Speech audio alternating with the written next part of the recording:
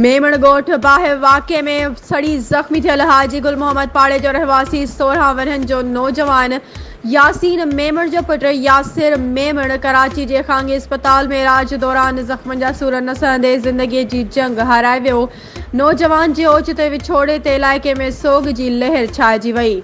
लाश घर पहुचण ते नौजवान यासिर मेमण जी अमड़ खे बेहोशी जा दौरा। जनाज़े नमाज़ अदा करण खां पोइ नौजवान यासिर मेमण जे मण खे सवेआलिन अखियुनि सां आबाणे क़ब्रिस्तान में मिटी मां हवाले कयो वियो। नौजवान जे ओचिते विछोड़े ते इलाइक़े जे मुख़्तलिफ़ सियासी समाजी मज़हबी शख़्सियतुनि MP यूसुफ मुर्तज़ा बलोच रमज़ान मेमण कादर बख्श कलमती बशीर अहमद मेमण ऐं ॿियनि पारां दुख जो इज़हार।